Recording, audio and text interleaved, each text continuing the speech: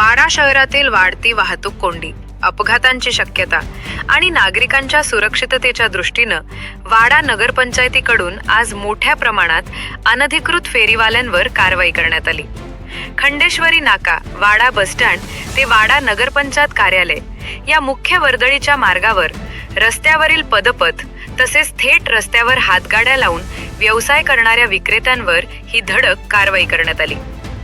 नागरिकांकडून वारंवार तक्रारी प्राप्त होत होत्या. विशेषतः सायंकाळच्या वेळेस मोठ्या प्रमाणात गर्दी होत असून रस्त्यावर हातगाड्या, भाजी विक्री, चिकन विक्री यामुळे वाहतूक ठप्प होत असल्यानं अपघातांची शक्यता वाढली होती.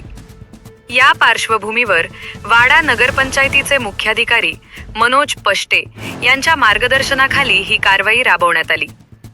यावेळी नगरपंचायतचे अधिकारी, कर्मचारी तसेच संबंधित यंत्रणा मोठ्या संख्येनं उपस्थित होत्या. कारवाई दरम्यान रस्त्यावरील पदपथ अडवून बसलेले भाजी विक्रेते, अनधिकृत फेरीवाले तसेच चिकन विक्रेते यांच्यावर कठोर कारवाई करण्यात आली.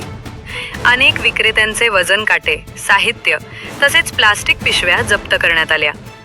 शहरात प्लास्टिक वापरास प्रतिबंध असल्याने प्लास्टिक पिशव्या देणाऱ्या विक्रेत्यांवर 5,000 रुपयांचा दंड आकारण्यात येणार असल्याची माहिती मुख्याधिकारी मनोज पष्टे यांनी दिली. मुख्याधिकारी पष्टे यांनी सांगितले की रस्त्यावरील पदपथ हा पादचाऱ्यांसाठी आहे. पदपथ किंवा रस्त्यावर हातगाडी लावून विक्री केल्यामुळे नागरिकांना चालणेही कठीण होत असून अपघातांचा धोका वाढतो.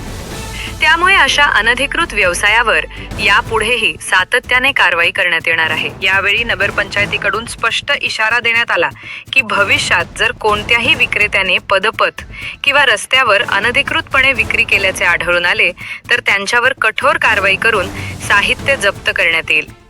तसेच दुकानदारांनी ग्राहकांना प्लास्टिकच्या पिशव्यांमध्ये साहित्य देऊ नये असेही आवाहन करण्यात आले आहे.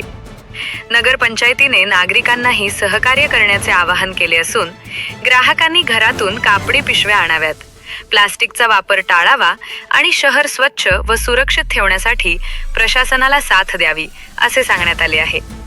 या कारवाईमुळे काही काळ परिसरात गोंधळाचे वातावरण निर्माण झाले होते. मात्र नागरिकांनी नगरपंचायतीच्या या कारवाईचे स्वागत केले असून शहरातील वाहतूक कोंडी व अपघातांचे प्रमाण कमी होण्यास मदत होईल अशी अपेक्षा व्यक्त केली जात आहे.